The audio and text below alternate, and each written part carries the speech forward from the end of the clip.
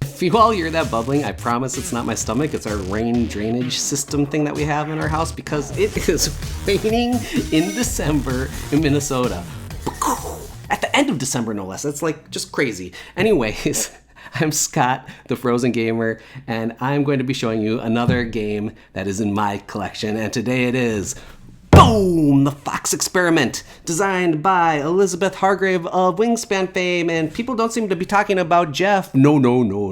Jeff Fraser. He's also one of the designers. We're going to talk about him today because I'm sure he's an integral part of the design. That sounds mean.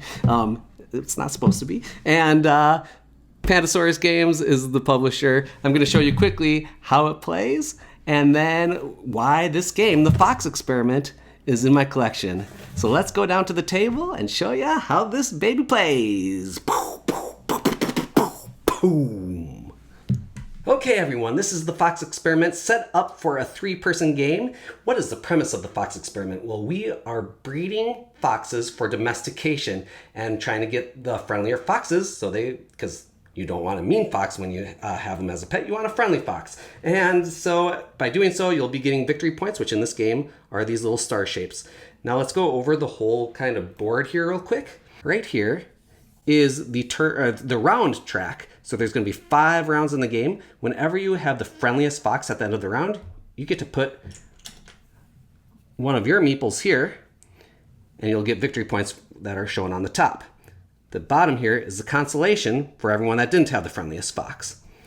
Over here are science cards, which I'll show you in a second.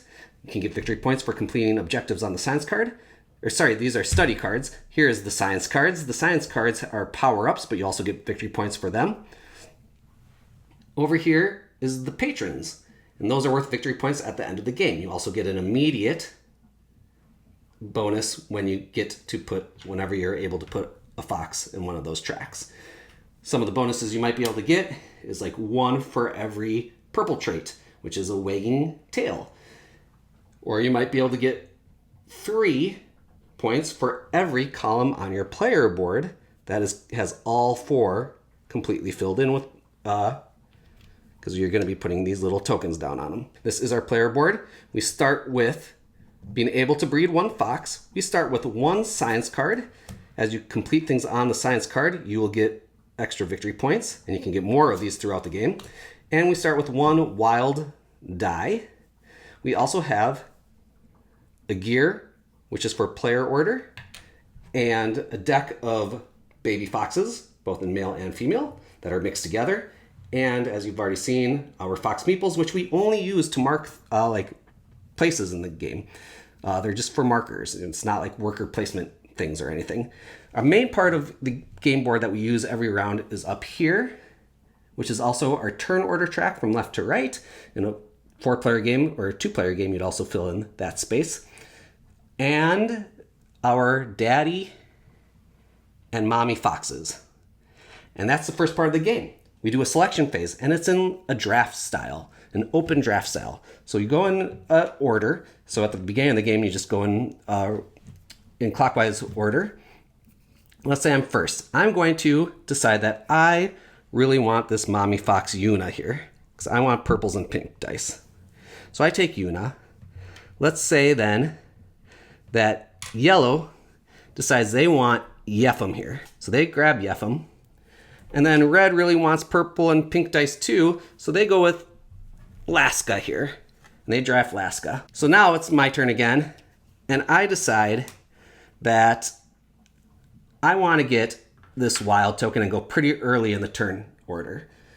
So this is a wild chit for traits. So I will put my thing here. Now it's yellow's turn. Yellow has already drafted a male. They realize they don't need a female because they're going to get the last choice here because me and red have already drafted a female. So they're going to go and say they want to go here first in the order. They don't get any bonus though. And then red's like, well, I want to get it. Let's go for another one of these dads up here. So they go and take Pushak. And then we do it one more time. And eventually, let's say red goes over here and they want that bonus. And we all have taken 1 mom and 1 dad card, which will leave 1 left that wasn't taken per round. And those will get cleared at the end. And that's the whole first section, well, almost the whole first section of the phase. Because up here, if you take one of the spots up in the turn order with bonuses, you get those right away. So I would get this wild bonus chit. Red would get one with the spot trait token and a science card, which again is like a special power card. And they would also get a wild token, chit token, trait token. The other tokens that are in the game are the upright waggy tails, the friendly bark tokens, and the oh so cute floppy ear tokens.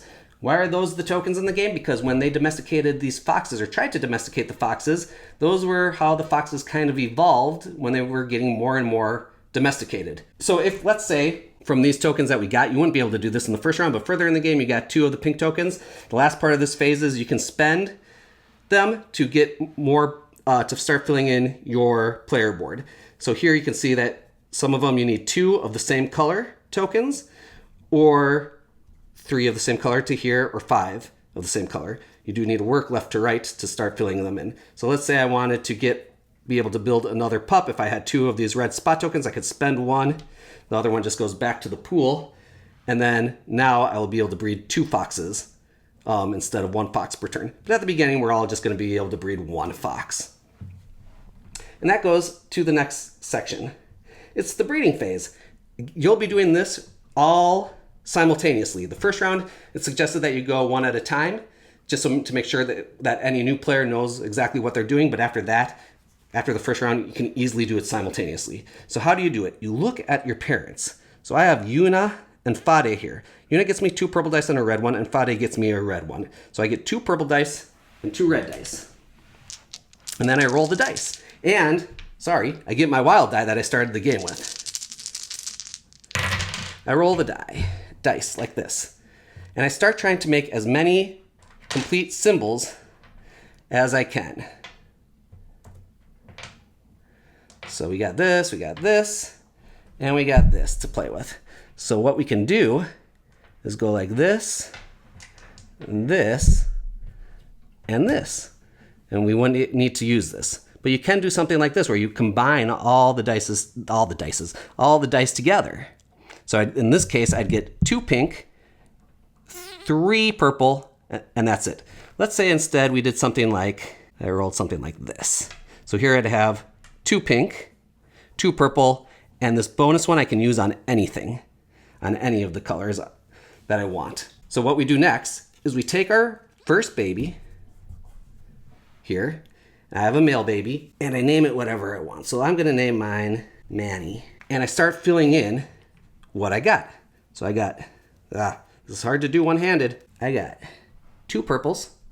So I got 1 X there in the square, and you put a dot in the circle. I got 2 pinks. And I'm going to use the wild for floppy ears.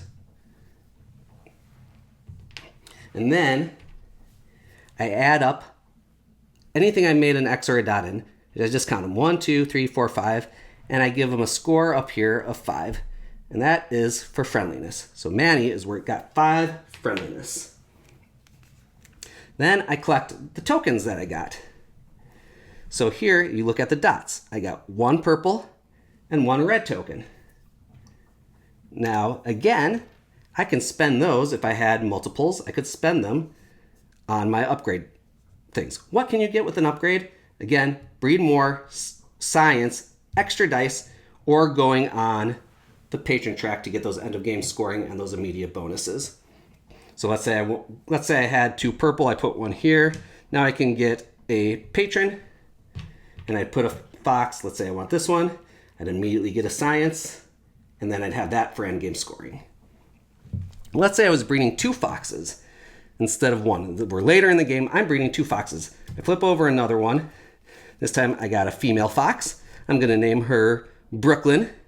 And again, I just roll my dice again, but I use this wild chit, so that goes away. But now I roll the dice again, and I fill out Brooklyn's card the same way as I did Manny's. That is the whole research phase of the game. Then we just go to the administration phase of the game. We first clear off the previous generation of parents. They have done their duty and they are gone. We put the new pups. So Manny, let's say we're later in the game. I got Manny here. He's going to be a new pup. And Brooklyn, who I would have filled out all their stuff for, they're going to be a new pup that we can draft from. And anyone can draft them, not just me. So one of my opponents, yellow or red, could draft from Manny or Brooklyn as well. We're going to then look to see who got the friendliness award. So whoever had the friendliest pup that round gets to put theirs down here, whatever round it is, and they'll get those bonus points at the end of the game. Everyone who didn't have the friendliest pup gets a wild chit, or later 2 wild chits in the 3rd and 4th round of the game. Then we fill the kennels, new parents, so we have 4 of each in a 3-player game, 5 in a 4-player game of male and female parents to choose from. And then we reset the turn order and refill the supply track, so these would get refilled up. And that's it. You do this 5 times. Whoever has the most points at the end of the game, they come with this lovely scorecard, wins the game.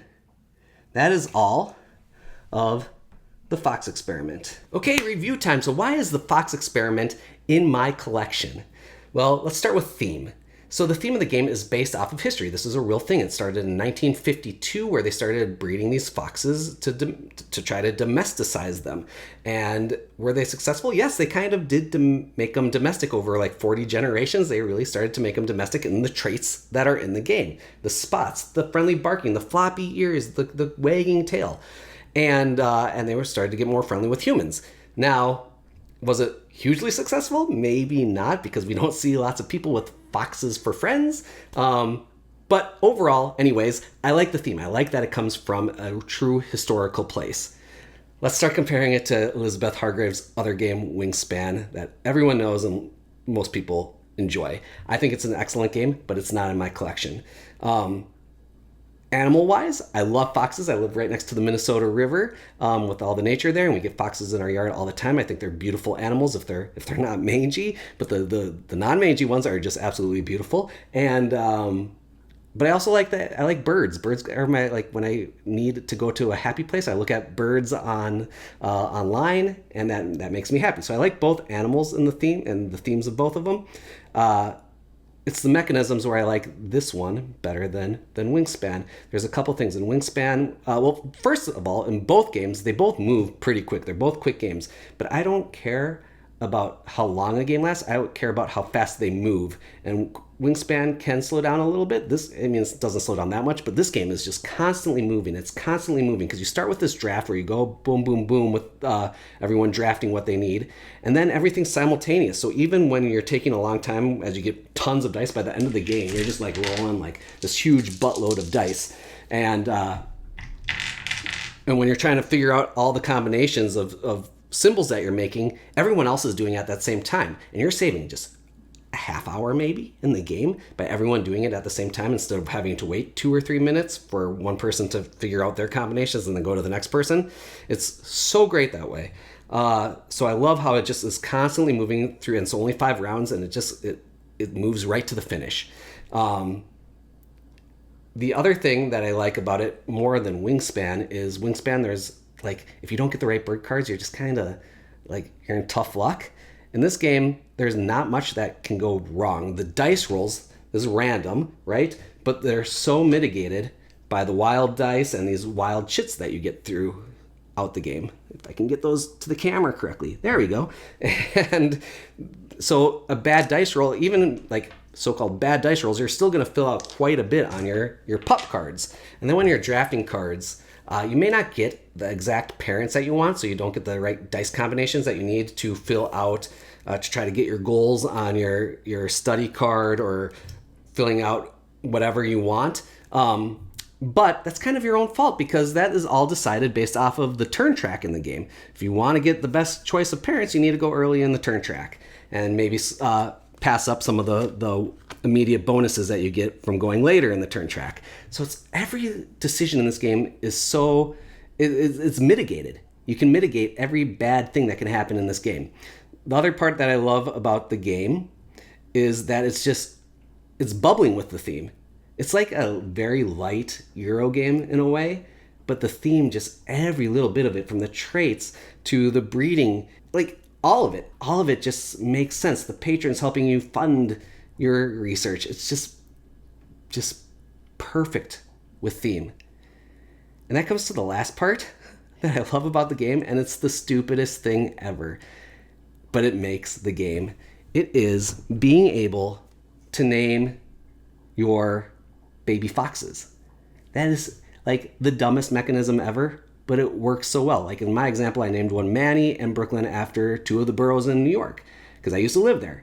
And because of that, because you're naming these guys, you start to get a little bit attached to them. Like sometimes I just want to draft one of my own pups for the next round just because it was mine and because I named it. And because of that, not only do you get the fun of the game and the excitement that it brings inside of you while playing the game, but you get this emotional like joy as well while you play this game, which is like very rare. Like this, that you get that emotion that like attaches you to the game. Like, yeah, I get emotion that I'm having fun, but I don't get this emotion like I care about this little fox here. Like I want him my next turn. I want to make him have even better pups the next turn and stuff like that. It's just, it's so fun. It's such a good game. And that's why it's going to be in my collection for the foreseeable future. And that is it. Peace, everyone. Stay foxy and stay cool.